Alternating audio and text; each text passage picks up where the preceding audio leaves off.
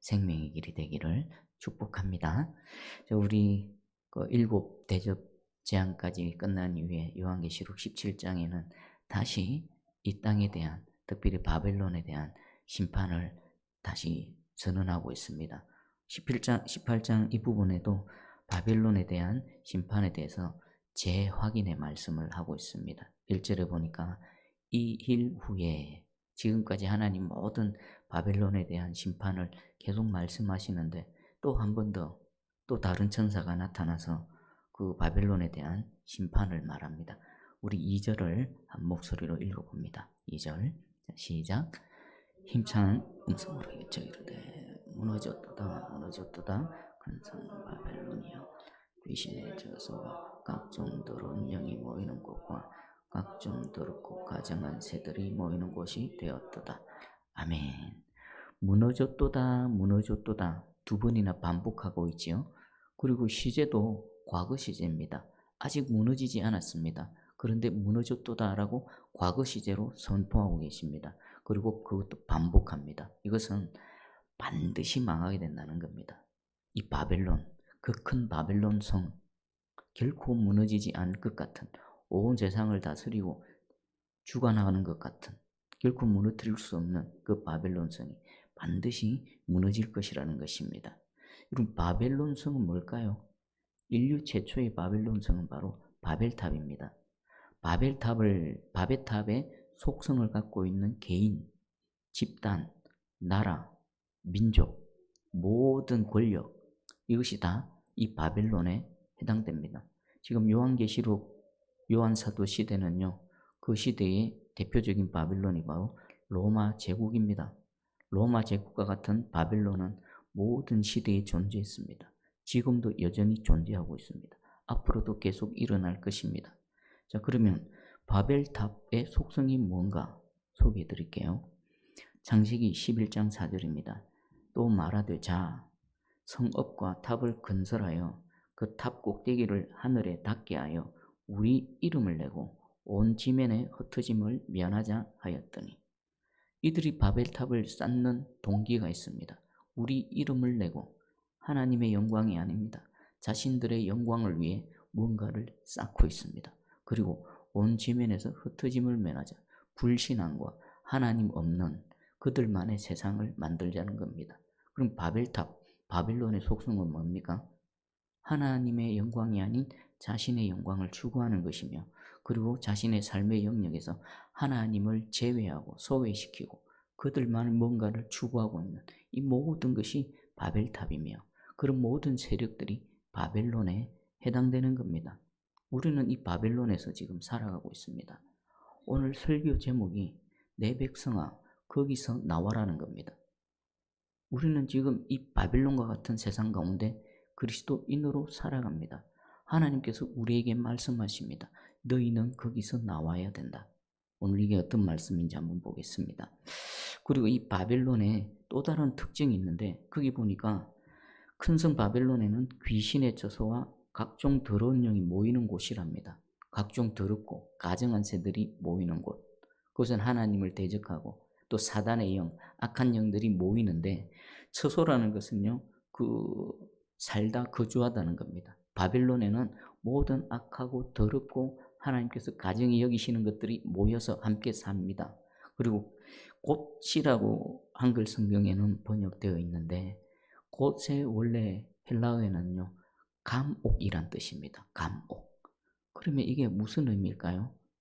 이 바벨론의 속성을 가진 모든 세력들은 하나님을 반역하고 거역하고 자신들의 영광을 추구하기 위해서 탐욕과 또 우상숭배와 또 하나님을 소외한 그 뜻으로 자신들이 원해서 모이지만, 사실은 하나님께서 그 바벨론을 뭘로 만드십니까? 그러한 모든 세력들을 한 곳에 모으는 감옥이라는 것입니다. 마치 불나방이 불을 바라보면 어떡합니까? 타 죽을 줄도 모르고 갑니다. 가면 죽는데 그 불의 유혹을 뿌리칠 수 없습니다.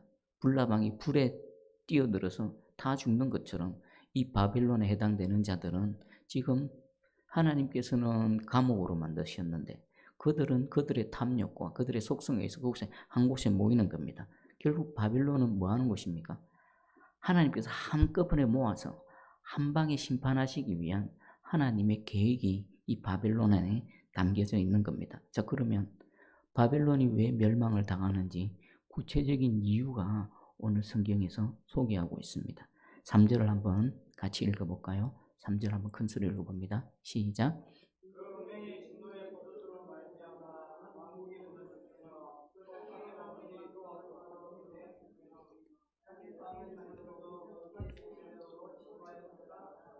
아멘. 3절에는 바벨론이 왜 심판을 당할 수밖에 없는가에 대한 이유를 구체적으로 설명하십니다. 두 가지입니다. 하나는 음행입니다. 성경에서 음행은 뭘까요? 하나님에 대한 반역과 우상숭배입니다. 하나님을 지워버리죠. 이 세상은 지금 하나님을 계속 지우고 있습니다. 그리고 하나님을 믿는 자들에 대해서 계속 핍박과 학대를 모든 인류 역사 속에서 계속 해오고 있습니다. 그건 뭘까요? 바벨론이기 때문에 그렇습니다. 그리고 하나님이 없는 그 자리에 무엇을 갖다 놓습니까? 각종 우상들을 갖다 놓습니다. 로마 시대에는 심지어 황제, 인간, 보잘것없는 인간 자신이 황제인데 나는 신이다 라고 자신을 신의 자리에 갖다 놓습니다.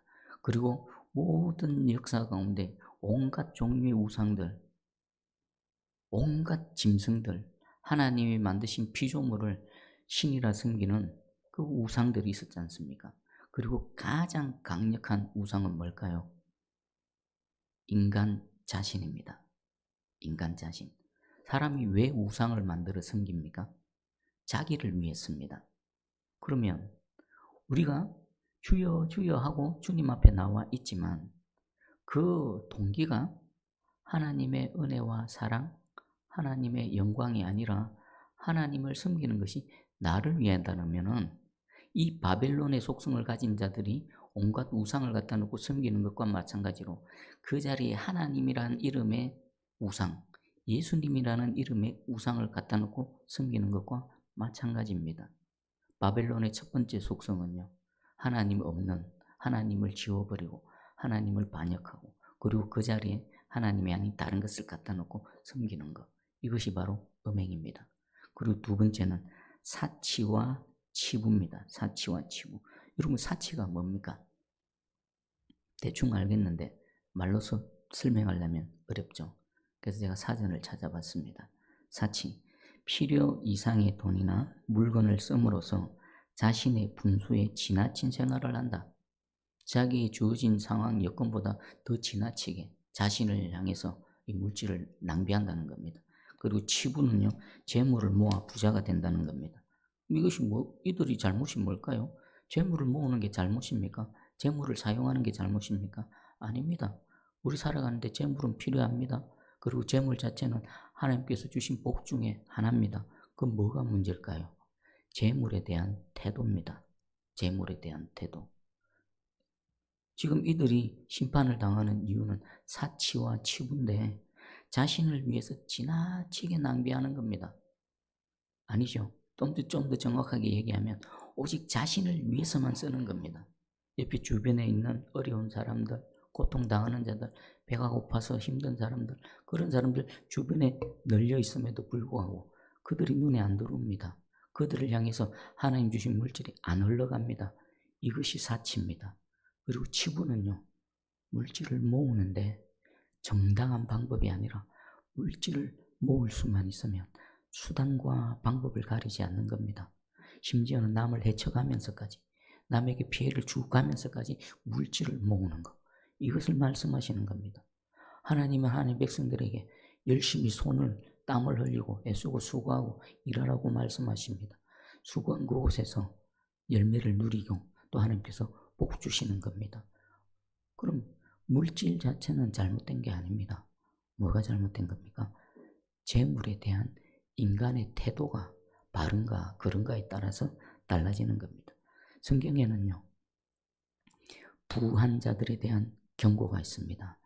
여러분, 야고보서 5장을 한번 찾아가 보십시다. 야고보서 5장 한번 찾아. 신약 성경 야고보서 5장.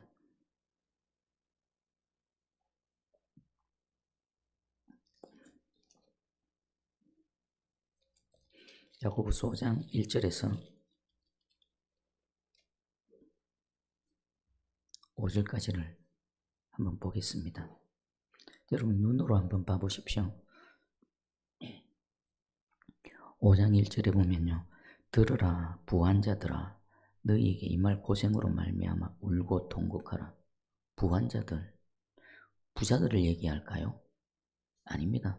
재물에 대한 잘못된 태도를 갖고 있는 사람들을 얘기하는 겁니다. 그리고 이런 자들에 대해서는 너희에게 이 말 고생으로 말미암아 울고 통곡하라. 그들이 무엇을 잘못했는가? 2절, 3절 우리 찾았으면 2절, 3절을 한번 같이 읽어보겠습니다. 시작.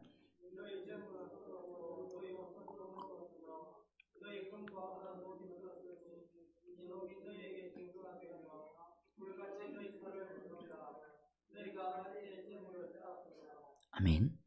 말세에 재물을 쌓았답니다. 재물 쌓는 게 잘못일까요? 그것이 아닙니다. 재물을 쌓는 방법이 잘못되어졌던 겁니다. 4절, 5절을 계속 같이 읽어봅니다. 시작.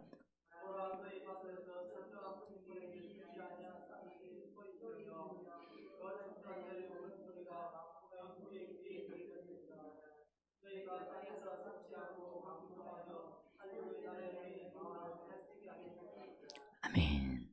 무엇을 경고하고 있었습니까? 불의한 방법으로 재물을 쌓는 것, 그리고 오직 자신만을 위해서 사치하는 것, 그리고 특별히 방종에 대해서 경고합니다. 여러분 방종이 뭘까요? 방종은 이런 뜻입니다. 아무 끄리낌 없이 제멋대로 함부로 행동한다. 한마디로 말하면 안하무인이라는 겁니다. 재물에 대한 잘못된 태도가 있는 사람이 재물이 쌓이면 어떻게 될까요? 자신을 향해서 사치할 뿐만 아니라 방종하게 안하무인이 된다는 겁니다. 교만해진다는 겁니다. 눈에 보이는 게 없어진다는 겁니다. 얼마 전에 우연히 유튜브 영상을 봤는데 한 아파트에서 한 20대 차주가 고급 외제차더라고요. 아파트 출입구를 막아놨더라고요. 그리고 경비 분들과 실랑이를 벌리더라고요. 아파트 입구를 차로 막아놓으면 어떡합니까? 그 내용인즉슨 그 전에 주차장에 그 차주가 차를 주차할 때 주차 라인에 주차하는 것이 아니라 사람들 통로에다가 주차를 해놓은 겁니다. 한 사람 겨우 지나갈 정도. 유모차 끌고 지나가지도 못할 정도로. 그래서 몇 차례 이렇게 부탁을 하고 그리고 계속 그렇게 해서 그 불법 주차 스티커를 붙여놨는데 그게 열받아서 그 주차장 입구에다가 대놓고 경비원들과 싸우더라고요. 근데 그 젊은 20대 청년이 그 경비원 분들에게 막 욕을 하면서 내뱉는 말 중에 제 귀에 거슬리는 게 있습니다. 이 거지 같은 것들이 계속 반복하는 겁니다. 그 20대 그 사람 마음속에는 뭐가 있을까요? 방종입니다. 방종. 네가 뭔데? 너 같은 것들이 거지 같은 것들이 감히 이런 마음이 있는 겁니다. 재물에 대한 잘못된 태도는요. 사람을 이렇게 안하무인으로 만들어버립니다. 그 사람 회개하지 않으면요. 어떻게 될까요? 바벨론에 속한 자로서 주님 오실 때 100% 심판당합니다. 그리고 안타깝지만 우리 인간의 내면에는 이런 연약함이 있습니다. 개구리 올챙이적 생각 못한다고 우리 뭐 좀 가난하고 힘이 없을 때는 어디 가도 말도 안 하고 조용하던 사람이 갑자기 좀 물질이 들어오고 좀 재력이 쌓이면 목이 곧아지고 갑자기 말이 많아지고 또 눈빛이 달라지고 걸음걸이가 달라지고 이런 경우를 많이 보지 않습니까? 저는 생각해 봤습니다. 이게 목회에도 똑같이 적용되지 않을까. 하나님 은혜 주셔서 교회가 부흥하고 성도 수가 많아지고 좀 힘이 좀 어느 정도 여력이 생기면 갑자기 목사님이 말이 많아지고 막 어깨가 펴지면서 걸음걸이가 막 이상해지는 그는 우리 개인이나 목회자나 똑같은 것 같습니다. 어쩌면 하나님 우리에게 복 주시고 싶은데, 그죠? 우리 인간 살아가는데 필요한 이런 물질적인 복, 교회에 또 어떤 부흥의 복을 주시고 싶은데 그릇이 안 되면 어떻게 될까요? 사치하게 되고 교만하게 되고 방종하게 되면 그것이 복이 아니라 독이 되는 겁니다. 그래서 하나님 우리에게 이 복을 주시지 못하고 안타깝게 우리를 바라보시면서 오늘 말씀으로 찾아오셨습니다. 여러분, 하나님께서 이런 복을 주실 때 복이 되기를 축복합니다.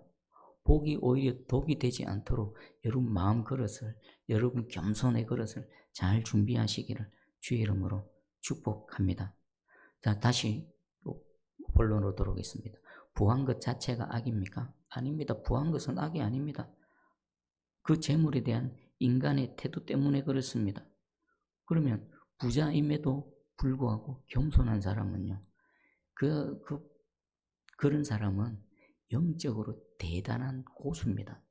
교회가 막 부흥하고 발전하고 성도들이 막 몰려들고 그럼에도 불구하고 겸손한 목회자는요, 진짜 대단한 영적인 고수가 됩니다.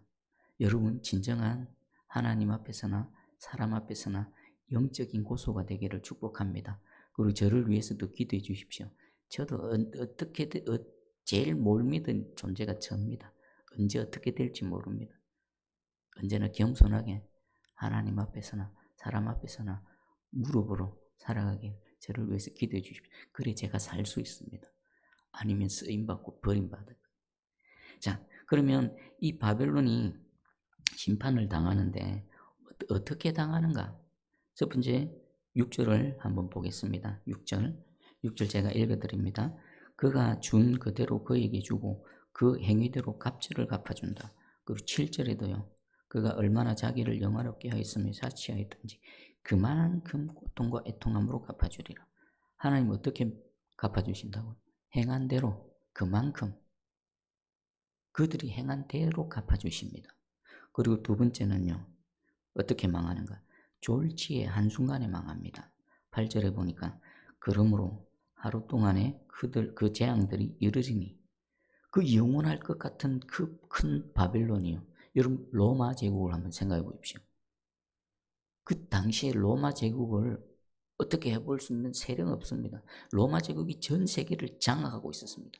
로마 군대가 가는 곳곳마다 로마의 그 식민지가 되어졌고요. 이길 자가 없었습니다. 그리고 로마인 스스로도 우리는 영원하다. 그리고 로마를 바라보는 주변 국가들도 저 로마는 어쩔 수 없다. 그 이전에 있었던 아수르 제국, 또 바벨론 제국, 페르시아 제국 생각해 보십시오. 결코 역사 속에서 사라질 줄 꿈이라도 꿨겠습니까? 그 모든 대단한 나라들 한순간에 사라져 버립니다. 오늘 그 망하게 될 바벨론, 이 땅의 나라, 하루 동안에 재앙이 이루고 17절에 그러한 부가 한 시간에 망하였다. 그들이 그토록 사치하고 방종하고 자랑스럽게 여기고 귀하게 여기던 그 부가 한순간에 망해버리는 것입니다. 사람들은 영원할 줄 압니다. 여러분, 이 땅이 영원할 것 같습니까? 대한민국이, 중국이, 미국이 또 누가 있습니까? 영원할 것 같습니까? 여러분 생각해봐요. 역사 속에 꼴랑 몇백 년입니다. 대한민국 수십 년입니다. 미국 200년입니다. 중국 공산당 해봐야 몇십 년입니다. 영원할 것처럼 살아갑니다. 영원한 것은 아무것도 없습니다. 하나님의 역사의 흐름 속에서 그냥 그렇게 하나님 손아귀에 이렇게 있다가 사라져갈 뿐입니다. 우리 그 속에 살아갑니다. 하나님이 비웃고 있으십니다. 하나님이 너는 됐어 하고 한번 손대시면 순식간에 사라져버립니다. 아인슈타인이 이런 말을 했다고 하더라고요. 만약 이 땅에 3차 대전이 발생하게 되면 인류 최고의 과학기술이 총동원된 그런 전쟁이 될 것이다. 여러분 1차 대전, 2차 대전하고 끝나고 난 이후에 지금 과학 문명이 얼마나 발전했습니까? 그리고 특별히 군사 기술은 얼마나 발전했습니까? 마치 우주 전쟁에 나올 것 같은 그런 전투기가 개발되고 있지 않습니까?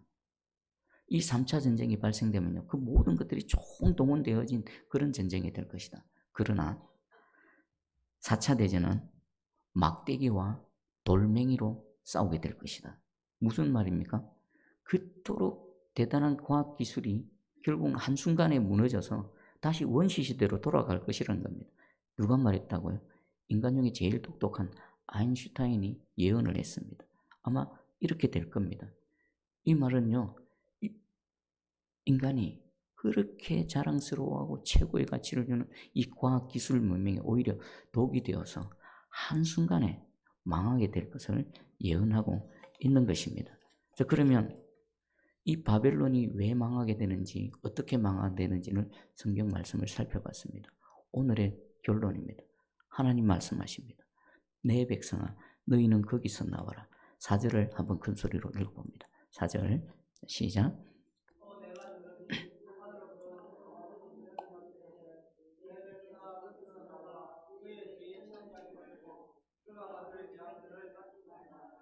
아멘. 오늘 저와 여러분들에게 해당되는 말씀입니다. 세상은 그렇게 흘러가서 멸망의 길로 갈 겁니다. 그럼 그 멸망할 세상 가운데 살아가는 우리를 향한 하나님의 안타까운 외침입니다. 너희는 거기서 나와라는 겁니다. 여러분, 불난 집에 그냥 있으면 어떻게 됩니까? 우리 다 죽겠죠? 불난 집에서는 어떻게 됩니까? 뛰쳐나와야 됩니다. 이미 하나님의 심판의 불은 이 세상을 향해 쏟아 부어지고 있고요. 그 속에 살아갑니다. 그 속에서 근데 하나님께서는 우리를 향해서는 내 백성아 너희들은 거기서 나와라. 그의 죄에 참여하지 말아라. 그 받을 재앙을 함께 받지 말라라는 겁니다. 그럼 여기서 질문이 생깁니다. 그러면 거기서 나오라고 하나님 말씀하시는데 어떻게 하면 거기서 나오는 겁니까? 여러분 생각해 보십시오. 이 땅 지금 이 세상은 바빌론으로 장차 반드시 망하게 되는데 그 속에 우리가 하나님 백성으로 살아가고 있고 하나님 우리 보고 나오라고 하는데 우리는 뭐 나오는 방법이 뭡니까?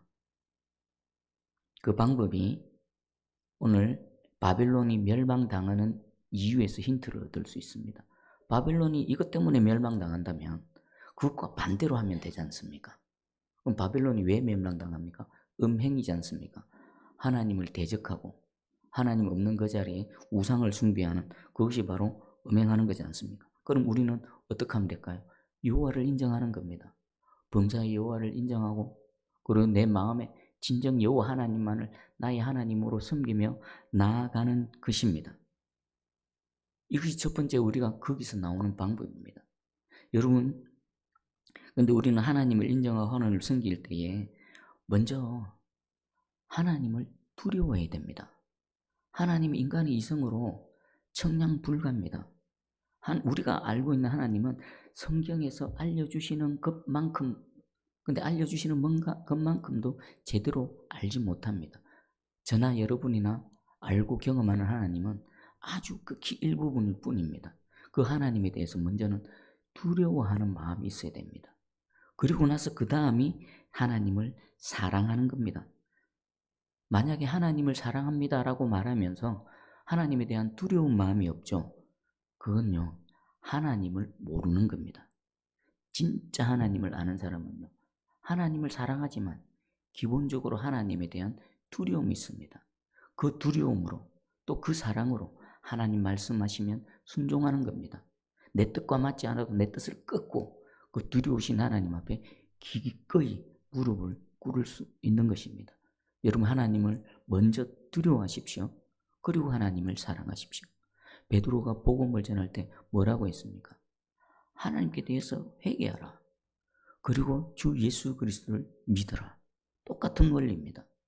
우리가 예수 그리스도를 믿기 전에 먼저 해야 될 것은 내가 하나님을 알지 못했던 것, 하나님 대적했던 것, 하나님이 아닌 다른 우상을 섬겼던 것에 대한 먼저 회개가 선행되어져야 됩니다. 그것이 해결되어지고 난 뒤에 예수 그리스도를 믿는 이 순서도 진리입니다. 하나님 먼저 두려워할 때에 진정한 하나님에 대한 사랑이 뒤따라오는 겁니다. 그리고 우리 두 번째는요, 사치와 치부의 반대지요. 사치는 뭐였습니까? 오직 나만을 위해서 지나치게 낭비하는 거지요. 그러면 사치 안 하는 건 뭐겠습니까? 하나님께서 주신 물질을 하나님과의 바른 관계 속에서 하나님이 원하시는 곳으로, 하나님 뜻하시는 곳으로 흘러보내는 겁니다. 여러분 마음껏 누리십시오. 하나님 다윗을 향해 뭐라고 말씀하셨습니까? 다윗이 우리아의 아내 바세바를 범했을 때 하나님이 안타깝게 다윗아 뭐가 부족하더냐? 내가 내게 뭐가 부족해서 부족하면 내게 달라고 하지. 내가 안 주겠느냐? 왜 그런 죄를 범했느냐? 이 말은요. 하나님 우리 보고 우리에게 흡족하게 누리기를 원하십니다. 그리고 풍성하게 누리시고 동시에 하나님께로부터 받은 그것을 오직 나에게만 향할 때 그것이 사치가 되는 겁니다. 흘러서 여러분을 지나서 하나님이 원하시는 곳, 하나님이 뜻하시는 그곳으로 하나님 주신 그 물질들이 흘러갈 때 사치가 아니라 하나님의 뜻이 이루어질 줄 믿습니다. 그리고 치부는 모으는 거지 않습니까? 여러분 물질을 모을 때, 재물을 모을 때 어떻게 모읍니까? 모으기 위해서 온갖 수단과 방법을 가리지 않고 모은다. 그것은 치부에 해당되지요. 정당하게, 정직하게, 심지어는 세상에서는 허용되지만 하나님 나라의 양심에는 허용되지 않는 그런 영역도 있습니다. 그럴 때는 어떻게 될까요? 세상은 불법도 아닙니다. 세상에서는 늘 이렇게 허용되어집니다. 하지만 하나님께서 금하시면요, 스탑하는 겁니다. 오직 하나님 나라의 뜻에 따라 하나님 법에 따라서 정직하고 정당하게 모을 때 우리는 이 바빌론에서 나올 수 있습니다. 여러분 오늘 결단하시기 바랍니다. 하나님이 나에게 바빌론에서 나오라고 하실 때 두 가지지요. 오직 하나님만을 섬기며 그것도 제대로 진짜로 잘 섬기는 것. 그리고 물질에 대해서도 나를 향해서 사치하거나 또 물질을 모으기 위해서 불의한 방법으로 치부하는 것이 아니라 하나님께서 뜻하시는 방법과 또 하나님 뜻하시는 곳으로 기꺼이 흘러보내는 이런 삶을 살아갈 때에 우리는 비록 바빌론의 발을 딛고 살아가지만 이미 우리는 거기서 나온 존재로 하나님 앞에 서 있을 줄 믿습니다. 여러분 존재가, 여러분 가정이, 또 우리 새순교회가 바빌론에서가 아닌 거기서 나온 하나님의 아름다운 공동체가 되기를 주의 이름으로 축복합니다. 아멘. 말씀 붙들고 한번 기도하겠습니다. 이 말씀 붙들고 하나님을 진정 알고 두려워하며 사랑하며 섬기기 원합니다. 혹시 내 안에 하나님을 섬긴다고 하지만 나를 섬기고 있는 우상이 있다면 제거해 주시고 하나님 주신 물질이 하나님 뜻에 따라서 사치와 치부가 아니라 하나님 나를 위해서 임받게 해 주시옵소서. 그래서 거기서 나온 내 삶, 내 존재가 되게 해 주시옵소서. 말씀 붙들고 함께 기도합니다. 기도하겠습니다.